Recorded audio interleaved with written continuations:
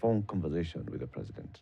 And the statement that came out of that was that, they discussed and they said, protect the safety and guarantee the safety and security of the protesters.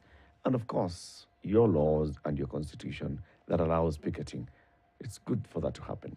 Coincidentally, yesterday, at the DCI headquarters, the U.S. Undersecretary for Civilian Security, Democracy and Human Rights was in the country, and he was meeting with the DCI boss, Mohammed Amin. The U.S. Department of State Undersecretary for Civilian Security, Democracy and Human Rights, Uzra Zeya, has paid a courtesy call on the director of DCI, Mohammed Amin, in his office at the DCI headquarters. He was accompanied by the U.S. Ambassador to Kenya, Meg Whitman, and they encouraged the DCI to continue sustaining the fight against corruption to ensure provision of services in strict observance to human rights and the rule of law for a safe and secure society. Amin registered appreciation to the U.S. government through its embassy for the support being given to DCI through various partnerships, including support for investigations and prosecution of cases of gender-based violence, of course, everything else apart from demonstrations and the current goings on. That is what the DCI, of course, reported. But I'd expected they discussed, response, maybe concerns being raised that units coming out of DCI are involved in abductions. This person is responsible for civilian security, human rights, democracy. Americans know how to play their game. First, they know what is going on in the world.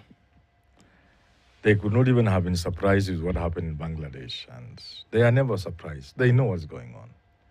So you can read this whichever way you want. One, they could be genuine and be advising government. Looking at what's going on around the world, the approach you are using will make situations worse. For every one person you kill, you bring into the movement tens of thousands who would not have been there. You create more anger. For every one abduction, and with the social media and the way these things are profiled in the media, you bring into the movement, into this anger movement, tens and tens of thousands of people who would have had nothing to do with the demonstrations and even what's going around them. So Americans are aware of that, and they may be telling government, look here, if you continue like this, you'll create more anger than you can handle. And when it gets to a time when you have 200,000 people marching in Nairobi streets, it will be the end of you. They could be sharing this information genuinely. Do you read something? When at the height of the demonstrations, Yes. and this is coming after the state visit by the president, and then the kind of media coverage that, this is the president who had a state visit, had been accorded this honor, first time for an African president in 15 years, and this and the other. So Americans have been supporting him, and now there's a popular uprising against his administration. Secretary of State calls, and it's made public that they discussed the issue of, security. Cabinet vetting begins. The U.S. Embassy in Nairobi releases a statement and says, as the vetting begins, we encourage Parliament to ensure that the issue of integrity is primary as they are vetting. And then now, the Undersecretary in charge of human rights, democracy, and civilian security is in the country ahead of Nane and meeting with police bosses. Do you read? That's what I'm saying. I was saying there are two ways, according, and maybe more, but for me, two. One is genuine to help a friend. Look here. Look at integrity when vetting it. Genuinely concerned. Handle the demonstrators with some respect and follow the rule of law. Follow your own constitution that allows for these demonstrations. Avoid police abductions and brutality. From a genuine friend. Okay? But Americans also know their game. They could be seeing where this thing is going and trying to distance themselves from the current administration. And that's why you are saying they are making these things known to the public. So that whichever way the thing goes, they say, we are your friends. At the right time, we told you, you can now see. So they will remain your friends perpetually. Because even as they were receiving the head of state from Kenya, you mean they didn't know these things were happening? the level of intelligence they have is so high. They knew there are human rights violations. They knew all these things were there. They knew corruption was there. This cabinet hasn't just happened. They were there. People were flashing millions of shillings when Ruto was in the States. Even the way the people who went with him, even the delegation alone. You mean they were blind to that? They saw that. So this one could be a genuine friend telling you it's getting too much. Take care. It could also be huyu sasa mimi wacha nijitenge na yeye should kama katanuka Pilato. Sasa me have nothing to do with this guy, and that's why I think we need to look for the bottom line. We are our own keepers and minders. We don't need America to come and tell us how to behave well. We must learn to behave well. You don't need your neighbor to tell you to feed your children, do you?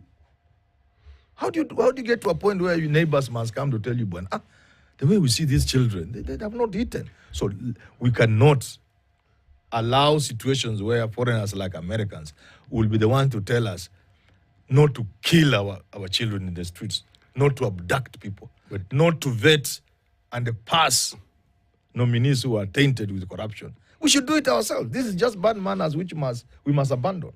You see, the Americans do it because those in their country who are in political leadership are held to account by the electorate. And they know it. They know it. You will not get away with it. Yes. Because that's them. That's them. The question will be, why are you supporting this person? And they have this record. Questions will be asked. Correct. So when they come visiting, and they make it public. But how many times do visitors come in and we don't know they have come? Yes. We might know they have gone. But this one is being made public. Public, yes. So this is deliberate. Even for their own consumption of their own people. Yes, that this is what we have done. This is where we have gone. Yes. So please, and it's in bright light so that you are flashing light. So you even with an election around the corner. Yes, exactly. How do we trust you? You can take care of America in terms of democracy, human rights, when you are supporting people elsewhere. Yes. It's always featuring in American elections. A leadership such as the one we have is titled very well by the West. They understand it, and they have names for it. Yes. Okay? You know, you mentioned Bangladesh. If you read what was in social media and what was being said, it is also said that these same Americans spoke to the Prime Minister and said, Madam, this thing, wewe, toka. Because it is said she was not listening to anybody. She was telling the police, hammer these guys more. She was telling her special unit, hammer. The military said, no, I don't know, this we're not going to do. This one we're not going to do. Remember, it is said also that the leader of the military, the head of the military, is married to her cousin. Okay. So all I'm saying is, with all these things happening, and you are a superpower, and the only way you prove you're a superpower is because your sphere of influence is broad. Yes. And when you move in a certain direction, you're listened to. Now, this is where I want to make my point. The Americans know how to look after their interest.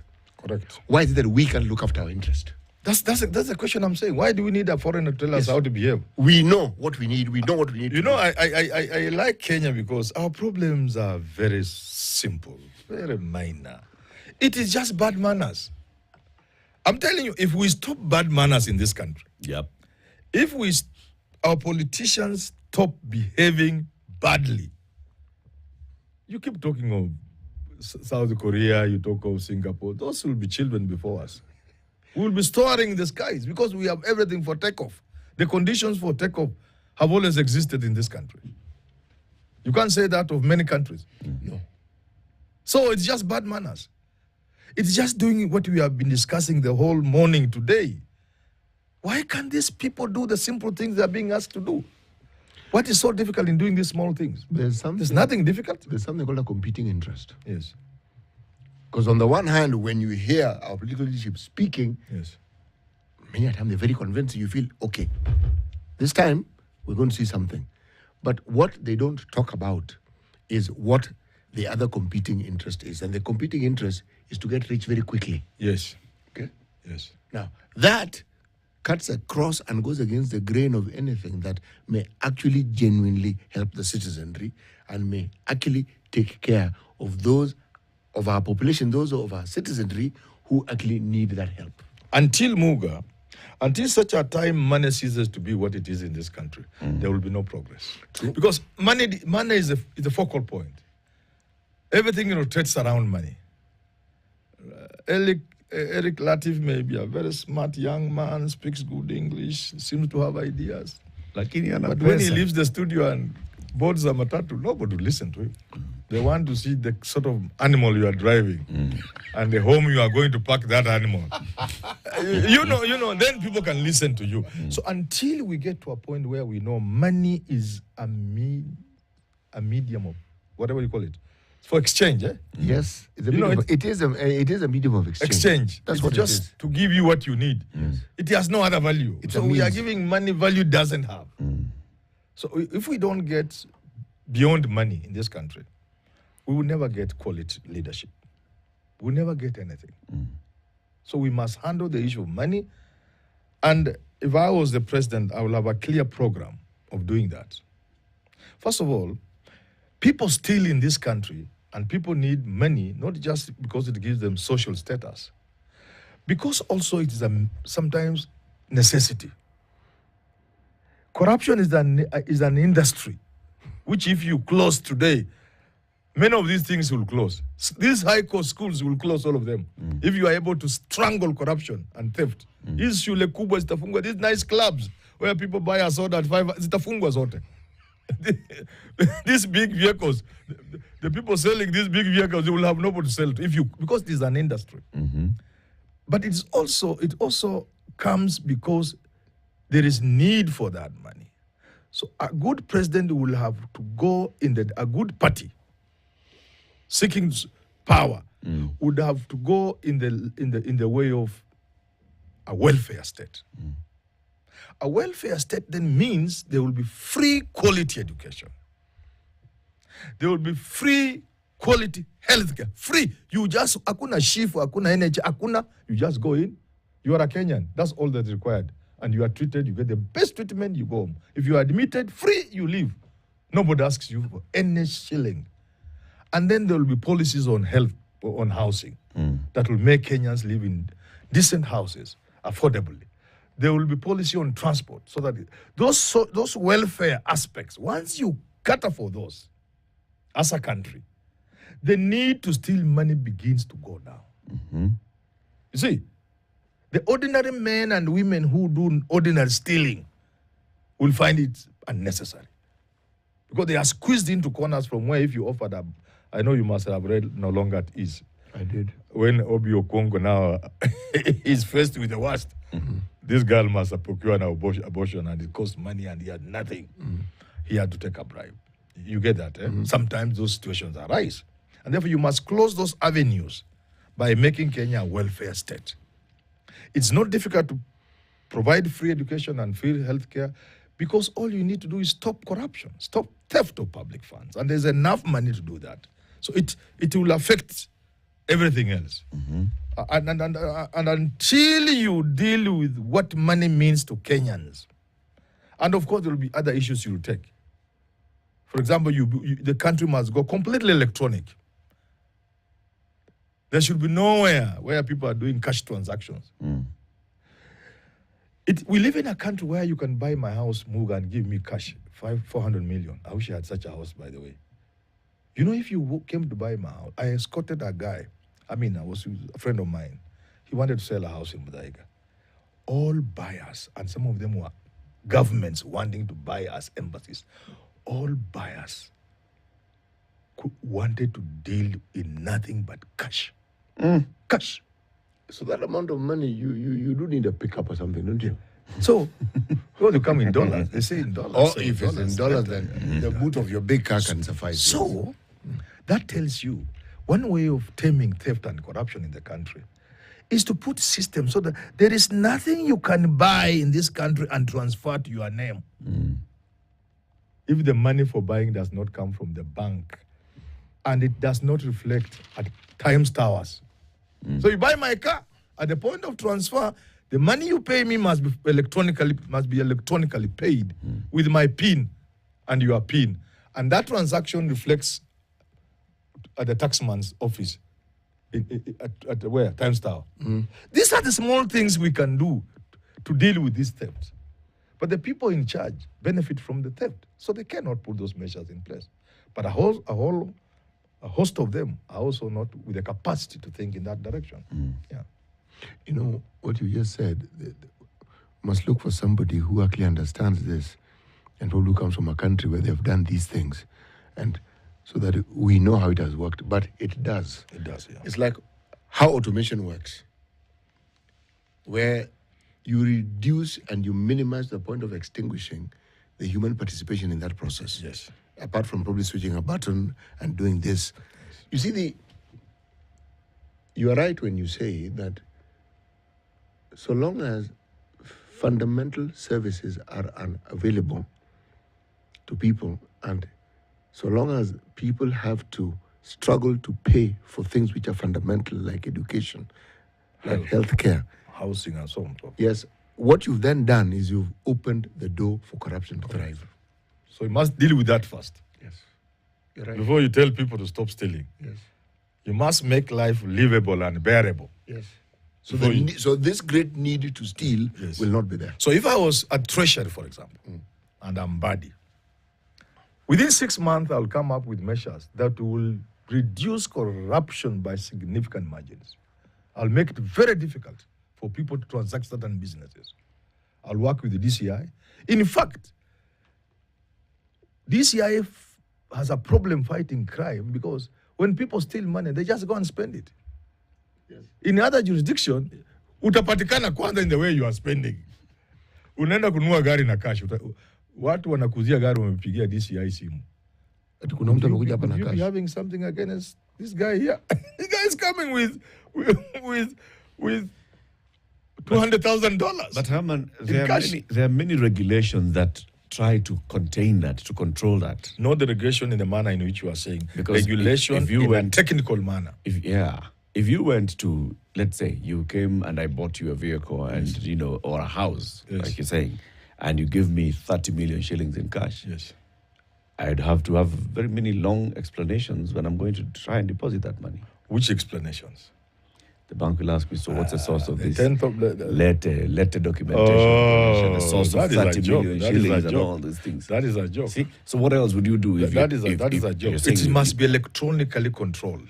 What is that? The payment you received must be electronic. You're saying abolish cash transactions? Yes. Boss. If I'm buying you a car at 3 million, I know the cars you drive, the one you want to dispose of on account of age will be 3-4 million. I shouldn't go to my pocket and pay you. It's my bank paying your bank, and your PIN is there, my PIN is there. That transaction reflects at DCI for purposes of crime. There's a desk there. That transaction reflects at KRA for purposes of tax, and so on and so forth. That even helps us to fight crime and minimize theft. Because money you have stolen. So what are you saying? If you steal 30 million, if you steal 5 million, those regulations are already there. If you steal 5 million today, where you work, and you want to buy a car, there's nothing to stop you because you'll bring it to me. I give you my car. Yes, but then you will need to deposit it. Who says I must deposit? Okay. I'll also go and buy a piece of land in Luombe where I come from. There you go. Cash. And in cash. There you So, go. you see, Herman, the laws are there. But as long as you and I are okay with it. You are missing Because you are the one missing who will the accept point. to take. You are missing the point. I Everybody- don't want to depend on the goodwill of human beings. I'm just giving you a simple illustration. You are selling your car at 3 million. I want to buy it. I must pay the money by cash. Or Money else by what? electronical to you. Or else what? That is already there. Or else I don't buy. And I'm telling But you. today I can pay it by cash. Herman, Yes. it's there. By saying that you must explain if you deposit anything more tells than you I must 10 display?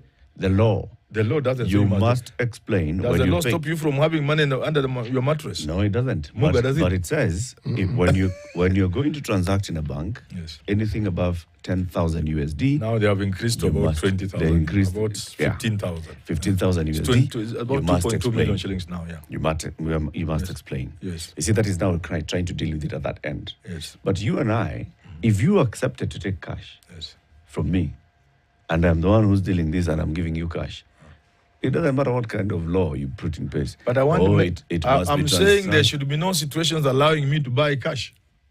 So you're That's banning cash. then I won't transfer the car. You get what I'm saying?